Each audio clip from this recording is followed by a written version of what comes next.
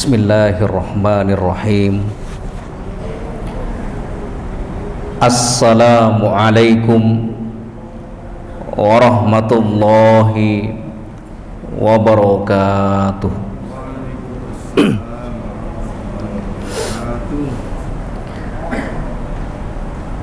Alhamdulillahi rabbil alamin. Alhamdulillahilladzi an'amana bi ni'matil imani wal islam. Asyhadu an la ilaha illallah wahdahu la syarikalah wa asyhadu anna muhammadan abduhu wa rasuluh. Allahumma amsayna ala fitratil islam wa kalimatil ikhlas wa ala dini nabiyyina Muhammadin sallallahu alaihi wasallama wa ala millati abina Ibrahim hanifan musliman wa ma kana minal musyrikin. Nusalli wa nusallim ala habibina wa qudwatina wa qurrati a'yunina Muhammadin sallallahu alaihi wasallam wa ala alihi wa ashabihi wa man tabi'ahum bi ihsanin ila yaumiddin. Amma ba'du, muslimin dan muslimat, jamaah kajian lepas yang semoga dirahmati dan diberkahi oleh Allah Subhanahu wa taala.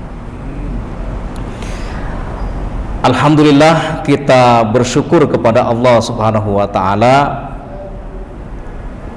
atas berbagai macam kenikmatan dan karunia yang Allah berikan kepada kita. Sampai detik ini dengan izin Allah Subhanahu wa taala kita masih bisa melaksanakan berbagai macam aktivitas ibadah, dan pada kesempatan ini kita bisa melaksanakan sholat maghrib secara berjamaah, dan pada kesempatan ini kita akan mengkaji tentang wakaf. Tapi sebelum mengkaji wakaf, saya ingin memberikan pengantar bagaimana harta wakaf kemudian zakat dalam perspektif maqasid syariah. Nah, Bapak dan Ibu sekalian yang dirahmati oleh Allah Subhanahu wa taala, apa dan bagaimana pandangan harta dalam syariat Islam? Ini perlu kita kaji, perlu kita dalami, perlu kita renungkan.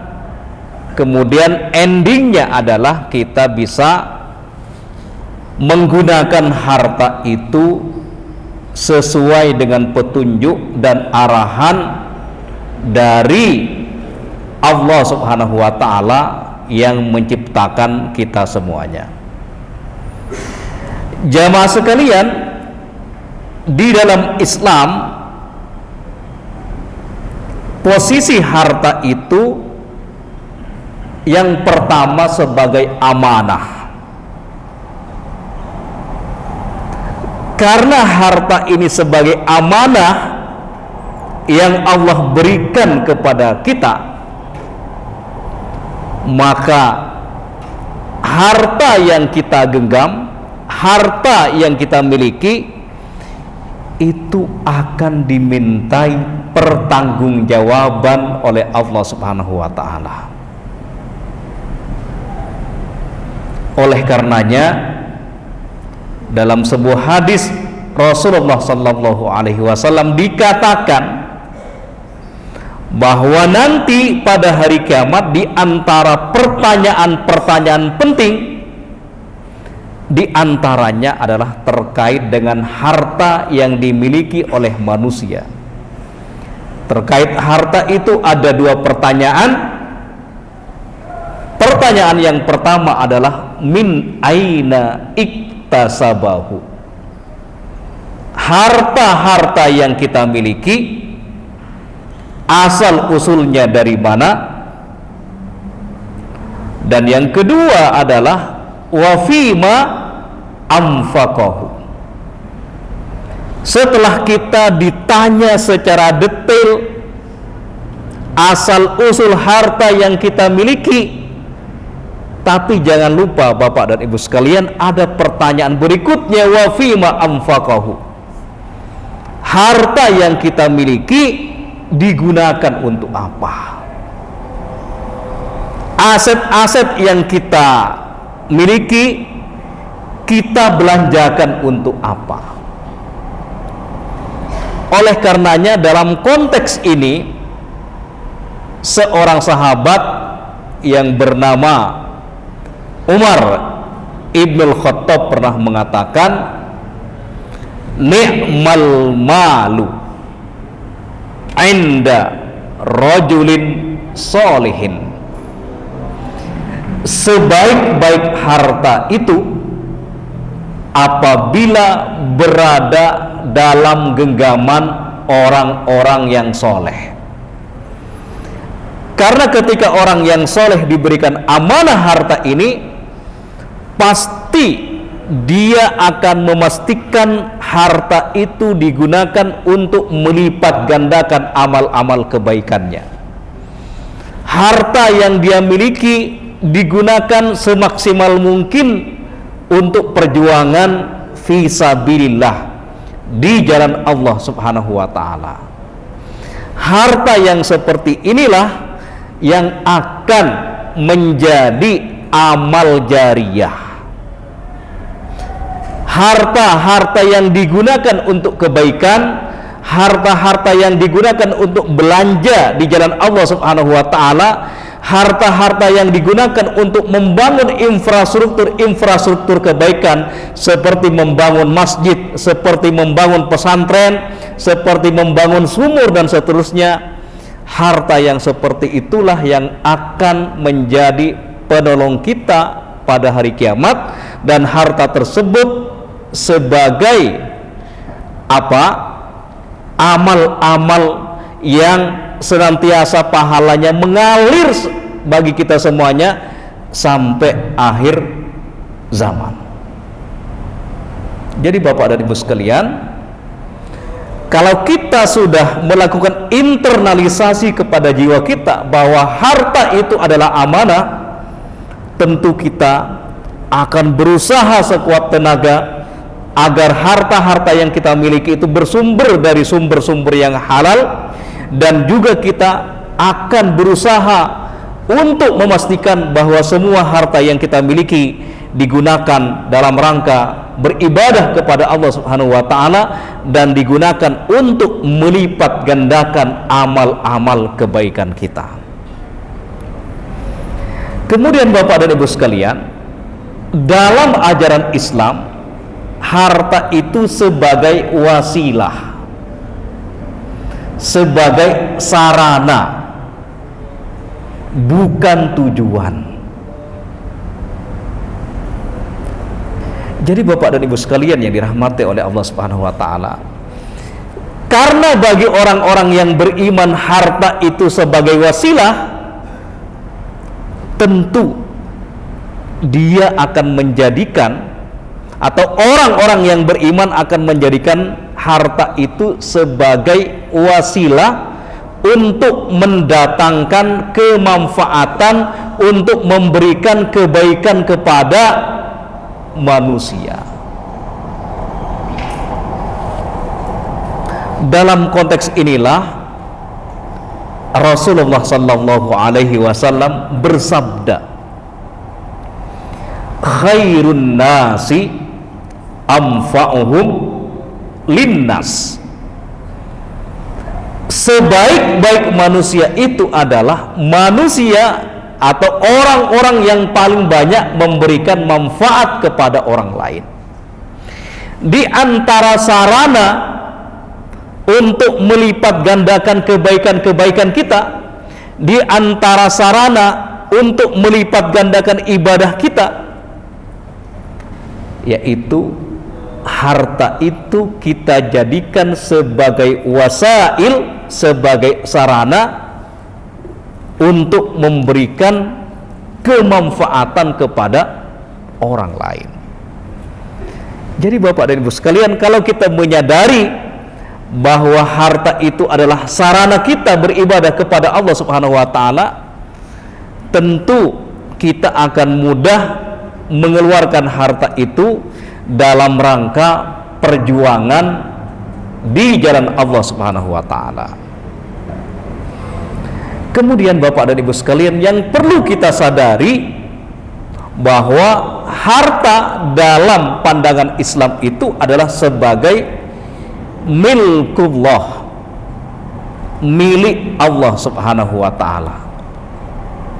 Jadi pada hakikatnya aset-aset yang kita miliki itu adalah milik Allah Subhanahu wa taala.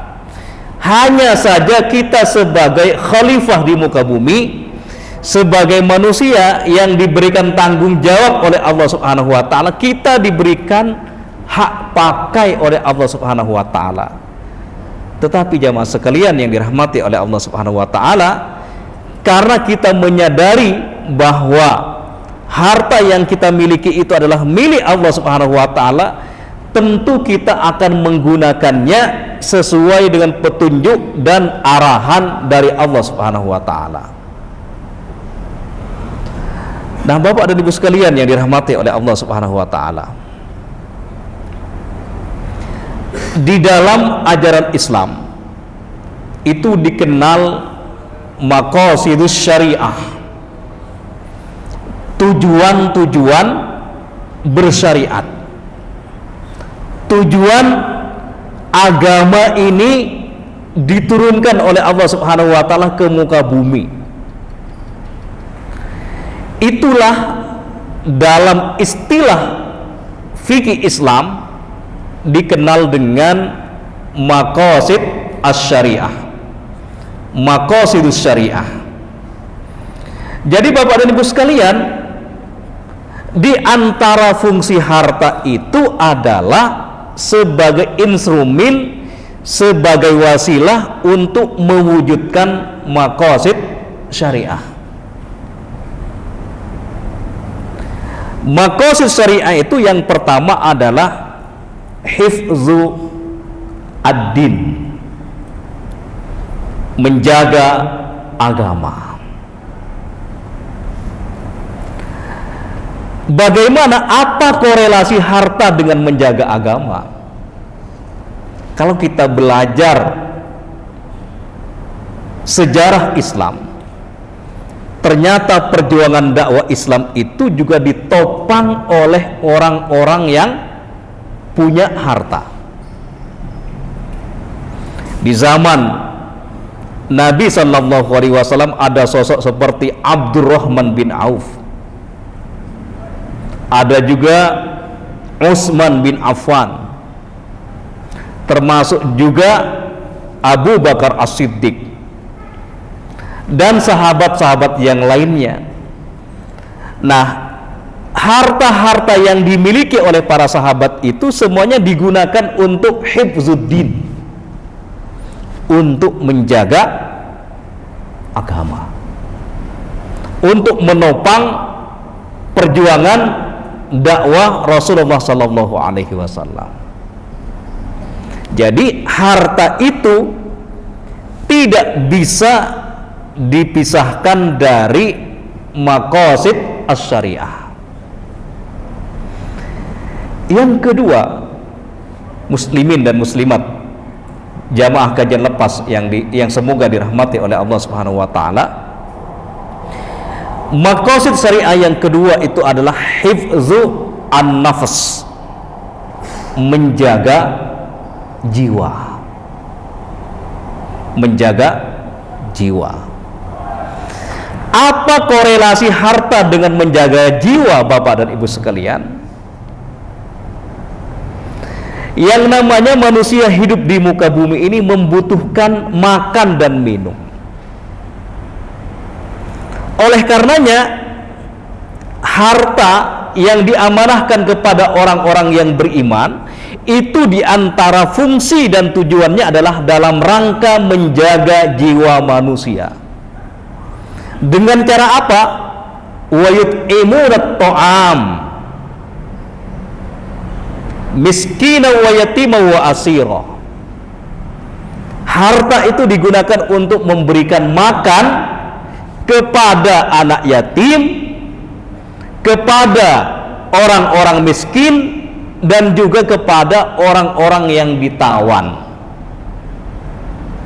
Ini menarik, ini tawanan ini. Karena dalam ajaran Islam, asiro, orang yang ditawan itu harus diperlakukan dengan perlakuan yang terbaik. Kalau bisa itu diberikan jamuan yang terbaik.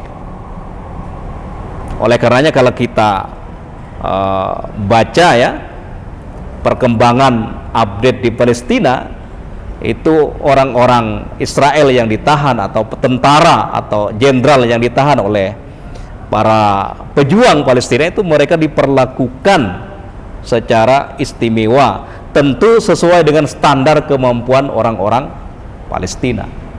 Tapi mereka dijamu ya, kemudian dikasih tempat yang aman, tetapi mereka meninggal dunia karena bombardir dari Israel sendiri. Sebagian ada di antara mereka yang meninggal dunia.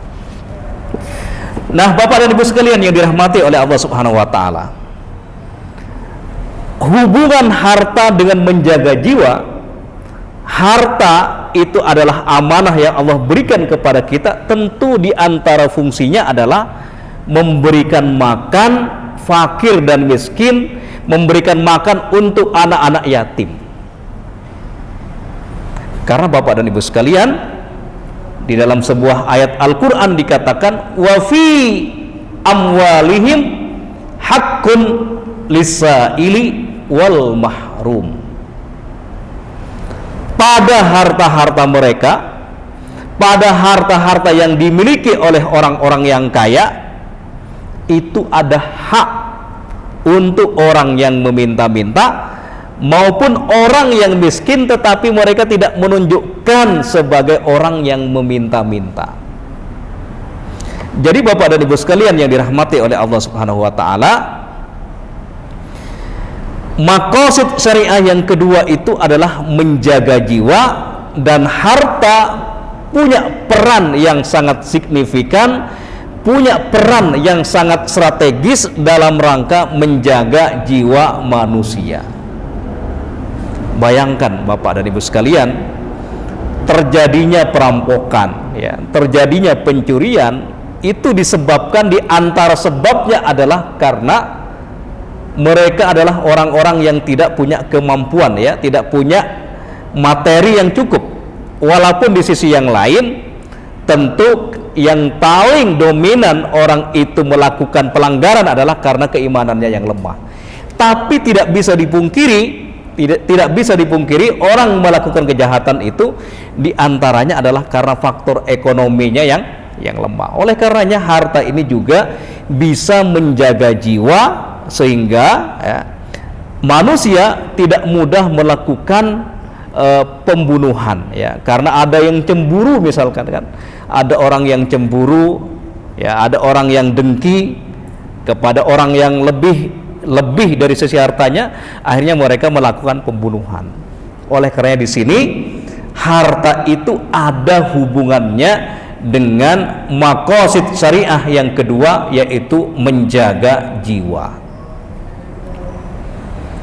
Kemudian Bapak dan Ibu sekalian, maqasid syariah yang ketiga adalah hifzu al-aql, menjaga akal manusia, menjaga akal manusia. Akal ini dalam perspektif ajaran Islam sangat penting. Bahkan manusia tidak akan diberikan tanggung jawab, tidak akan diberikan kewajiban oleh Allah Subhanahu wa taala ketika akal mereka tidak berfungsi secara sempurna. Kenapa orang gila itu tidak mendapatkan taklif dari Allah Subhanahu wa taala? Karena akal mereka tidak berfungsi secara sempurna. Kenapa anak kecil aktivitasnya, baik aktivitas kebaikan atau keburukan, tidak dicatat oleh para malaikat? Karena anak kecil itu akalnya belum berfungsi secara sempurna. Kenapa orang tidur yang ngego kemudian dia melakukan kesalahan itu tidak dicatat sebagai kesalahan? Karena orang yang tidur itu biasanya akalnya tidak berfungsi secara sempurna. Oleh karenanya Bapak dan Ibu sekalian, agama Islam diturunkan ke muka bumi ini sebagai apa? Sebagai wasilah untuk mewujudkan maqasid syariah. Dan maqasid syariah yang ketiga adalah hifzu al-aql, menjaga akal. Dalam konteks menjaga akal inilah Bapak dan Ibu sekalian, Islam melarang minum khamr. Karena minum khamr itu akan menghilangkan apa? Akal manusia. Dalam hadis dikatakan betapa tegasnya ajaran Islam, orang yang minum khamr itu apa? Dicambuk ya, dicambuk 40 kali. Tetapi di dalam fikih juga dijelaskan, kalau misalkan seorang hakim berpandangan bahwa hukuman 40 cambukan itu masih tidak memberikan efek kepada pelaku minum khamr, maka sang hakim itu dibolehkan untuk memberikan takzir, hukuman tambahan. Itu betapa akal manusia itu sangat-sangat dijamin, dijaga dalam ajaran Islam. Kemudian Bapak dan Ibu sekalian, maqasid syariah yang keempat itu adalah hifzu al-irdi, menjaga kehormatan. Menjaga kehormatan. Dalam konteks menjaga kehormatan ini, Islam memerintahkan pernikahan. Karena dengan adanya pernikahan itu akan lahir generasi-generasi yang baik. Dengan adanya pernikahan yang sah itu akan melahirkan keturunan-keturunan yang sah secara hukum Islam. Di samping Islam memerintahkan pernikahan, ya, Islam melarang perzinahan. Betapa urgennya, betapa pentingnya pernikahan dalam ajaran Islam. Nabi mengatakan bahwa menikahnya seseorang itu adalah melengkapi dari separuh agamanya. Karena ibadah, aktivitas ibadah yang paling panjang itu adalah pernikahan. Ya, sejak akad nikah sampai ya barangkali sampai tua, sampai jadi kakek dan nenek, itu kan perjalanan yang sangat panjang. Nah, Bapak dan Ibu sekalian, apa korelasi harta dengan menjaga kehormatan? Kita tentu membaca dalam berbagai macam media bahwa di antara sebab terjadinya, mohon maaf ya, pelacuran ya, itu di antara sebabnya adalah karena faktor ekonomi. Bahkan saya pernah membaca ada seorang ibu demi membiayai keluarganya terpaksa melakukan sesuatu yang dilarang oleh agama. Oleh karenanya jamaah sekalian yang dirahmati oleh Allah Subhanahu wa taala, harta-harta yang kita miliki harus digunakan untuk membantu orang-orang yang membutuhkan.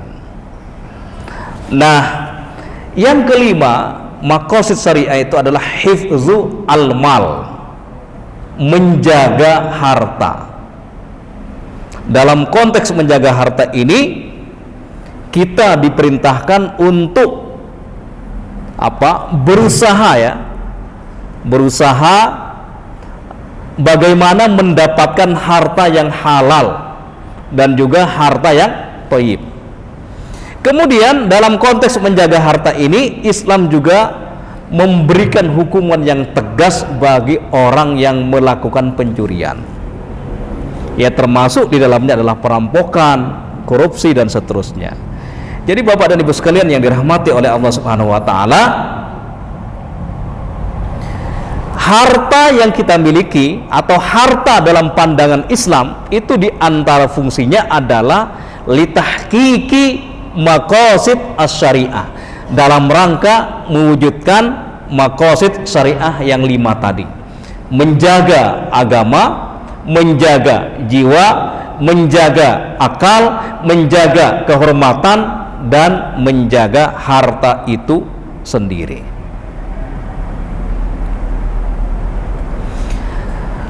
Nah, Bapak dan Ibu sekalian yang dirahmati oleh Allah Subhanahu wa taala.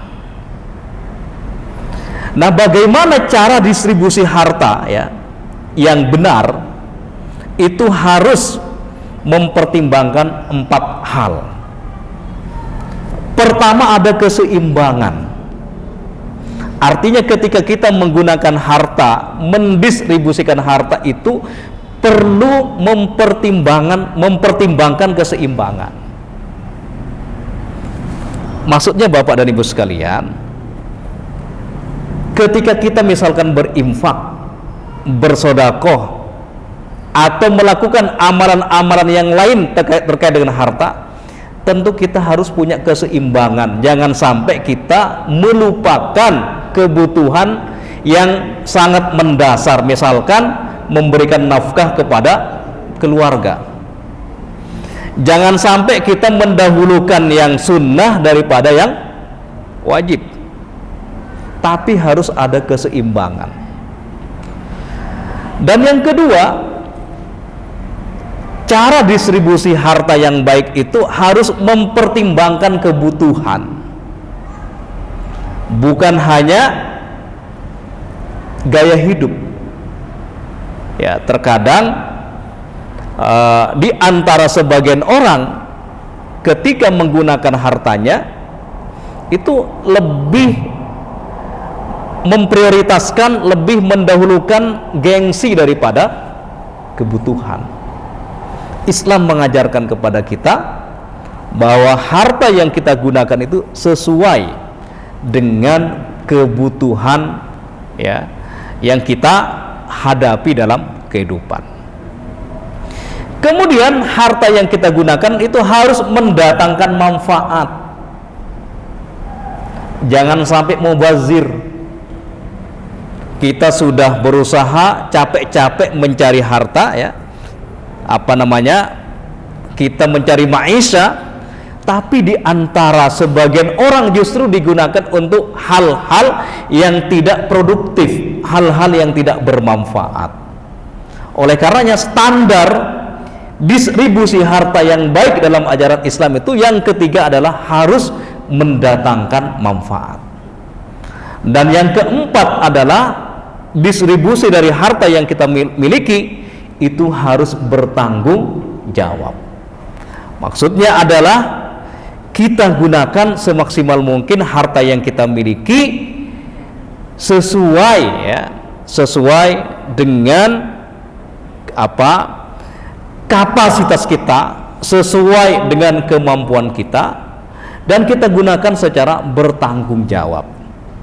Nah, Bapak dan Ibu sekalian yang dirahmati oleh Allah Subhanahu wa taala, di dalam Islam itu ada beberapa hukum terkait objek distribusi harta. Jadi harta yang kita keluarkan, harta yang kita infakkan, harta yang kita belanjakan, itu ada 4 kategori, ya. Di mana 4 kategori ini termasuk kategori menggunakan harta dengan cara yang baik. Di sini nggak ada penggunaan harta untuk yang haram, ya, nggak ada di sini nih. Tapi yang pertama adalah objek harta itu adalah fardu ain. Fardu ain. Artinya harta-harta yang kita keluarkan itu dalam rangka mengerjakan atau merealisasikan sesuatu yang hukumnya fardu ain. Misalnya memberikan nafkah kepada keluarga. Misalnya juga mengeluarkan zakat mal bagi yang sudah terpenuhi haul dan nisabnya, itu termasuk fardu ain. Nah, ini adalah prioritas yang paling tinggi, ya. Ini adalah yang harus didahulukan oleh kita semuanya. Jangan sampai kita mendahulukan objek harta yang sifatnya fardu kifayah, sunnah, apalagi yang mubah. Yang kedua, Bapak dan Ibu sekalian, ada objek distribusi harta yang kita miliki itu hukumnya fardu kifayah. Fardu kifayah, yaitu berinfak untuk fakir miskin, ya, atau bersodakoh, atau memberikan bantuan kepada orang lain di mana tidak ada orang yang peduli kepada orang tersebut, maka itu sifatnya fardu kifayah. Tapi Bapak dan Ibu sekalian, di antara objek distribusi harta yang kita miliki, yang ketiga itu adalah hukumnya sunnah.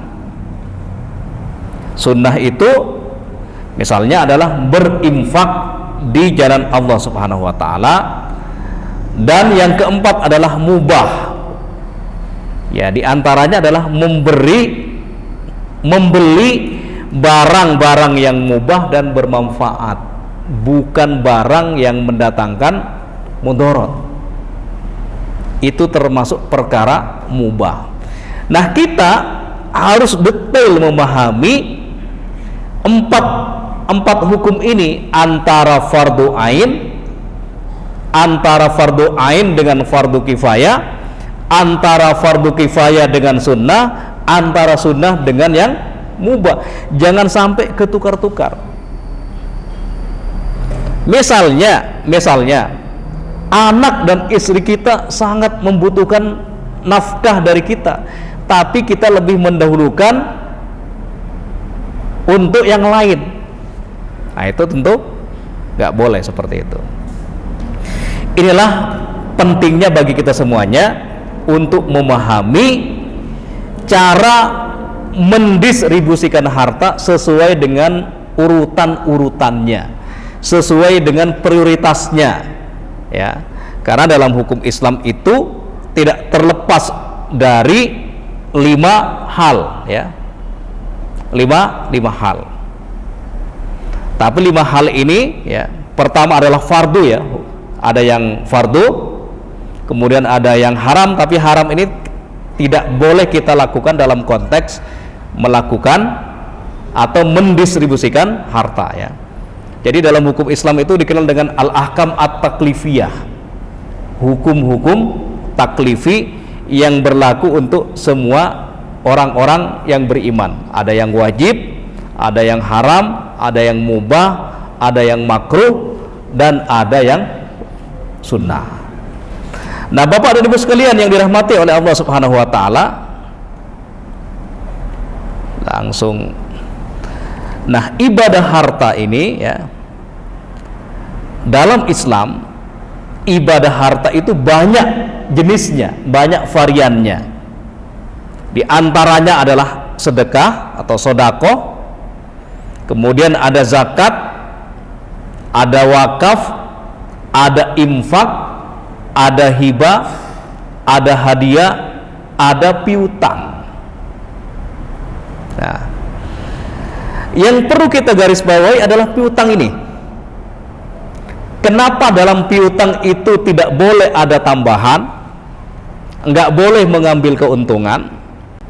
Karena piutang itu dalam perspektif ajaran Islam adalah termasuk sosial, amal sosial atau ibadah sosial yang tujuannya itu bukan untuk mengambil keuntungan, tetapi kita membantu orang lain, ya, membantu orang lain sehingga kita bisa beribadah dengan harta yang kita miliki dengan memberikan pinjaman kepada orang lain. Jadi konteksnya adalah piutang yang kita berikan kepada orang lain itu, yang kita pinjamkan kepada orang lain itu bukan untuk mencari untung, tetapi dalam rangka membantu dari berbagai macam kesulitan. Inilah beberapa cara kita beribadah dengan harta yang kita miliki. Nah, Bapak dan Ibu sekalian yang dirahmati oleh Allah Subhanahu wa taala, insya Allah pekan depan kita akan mengkaji fikih dari wakaf. Ini baru pengantarnya, ya. Kemudian yang perlu kita pahami adalah karena sering ketukar-tukar antara infak, zakat, apalagi zakat, infak, sodakoh, ya kan, sering ketukar-tukar ini. Nah, sodakoh itu atau sedekah dalam bahasa Indonesia berasal dari kata sodako, yasduku, ya, bisa sidkon, bisa sodkon, wa masdakon fahuwa sodikun, wa zaka masduh, usduk latasduk, masdakun misdakun, yang artinya adalah jujur dan tulus. Sehingga sedekah bisa bermakna ibadah secara umum, baik materi maupun non materi, baik yang wajib maupun yang sunnah. Itu sedekah. Ada berupa materi, misalkan kita mengeluarkan harta untuk sodakoh, tapi ada yang bersifat non materi, misalkan kita punya kemampuan intelektual, ya, kita punya kemampuan misalkan mengedit video untuk berbagai macam kebaikan, itu juga termasuk sedekah.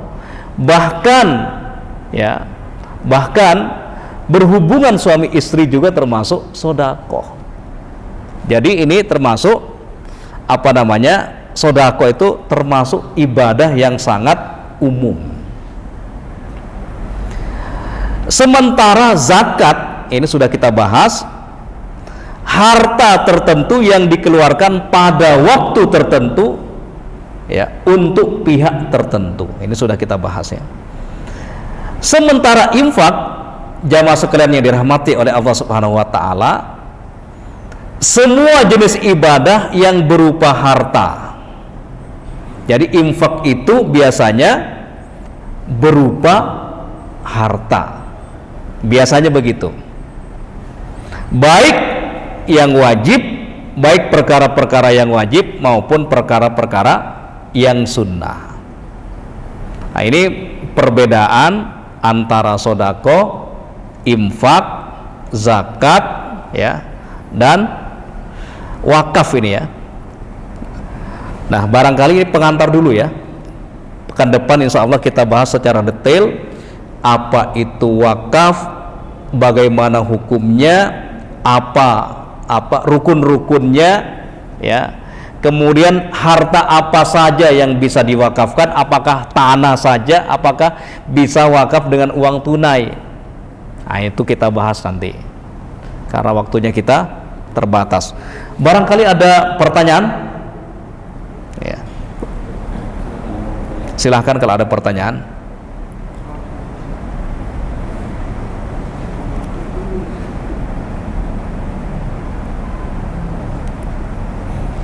Gak ada pertanyaan, ya. Lanjut. Jadi Bapak dan Ibu sekalian yang dirahmati oleh Allah Subhanahu wa taala, setelah kita mendapatkan penjelasan tentang urgensinya harta atau pentingnya harta dalam ajaran Islam. Ajaran Islam itu kan diantara cirinya adalah seimbang. Keseimbangan antara spiritualitas dengan materi. Selama ini kita barangkali mendengar begini Bapak dan Ibu sekalian, harta itu tidak akan dibawa mati. Harta itu tidak akan dibawa mati. Ini bisa benar bisa salah. Karena dalam ajaran Islam, harta itu sebenarnya bisa dibawa mati kalau kita gunakan untuk berjuang di jalan Allah Subhanahu wa taala. Karena dengan asumsi harta tidak dibawa mati, akhirnya membuat sebagian umat Islam itu malas bekerja. Mereka nggak produktif, menganggap bahwa mereka miskin, miskin atau fakir itu takdir. Padahal kita nggak tahu takdir kita seperti apa. Dan secara jelas Allah Subhanahu wa taala mengatakan bahwa Allah Subhanahu wa taala tidak akan merubah suatu kaum sampai mereka merubah diri mereka sendiri. Oleh karenanya di antara yang menyebabkan kaum muslimin itu fuqara dan masakin adalah karena paradigmanya, mindsetnya yang tidak benar terkait harta. Padahal kalau kita punya alasan, punya hujjah yang kuat bagaimana agar kita memiliki aset yang banyak, dan kita punya tujuan yang baik, tentu ini adalah pekerjaan yang mulia. Dan pernah saya jelaskan dalam beberapa pertemuan yang lalu bahwa zakat mal itu adalah ibadah istimewa yang diberikan kepada orang-orang yang kaya. Jadi kalau kita ingin zakat mal, itu harus kaya dulu, karena ada nisab dan haulnya.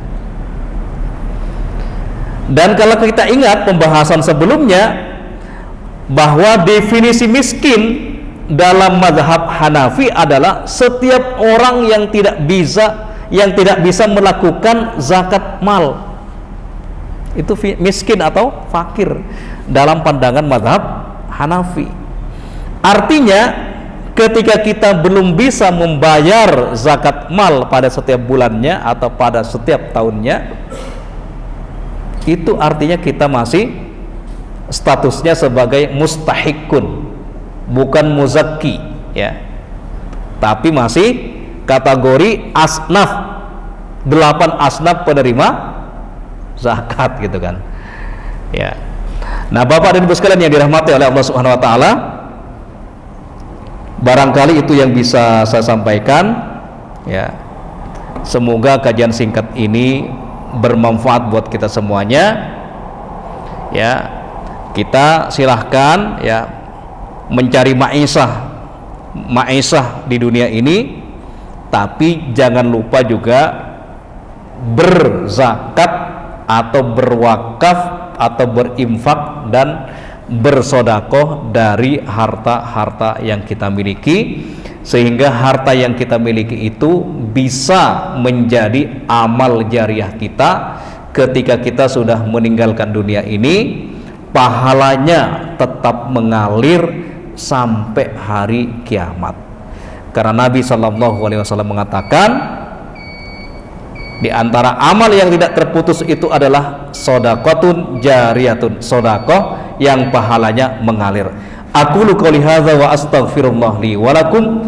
Assalamualaikum warahmatullahi wabarakatuh.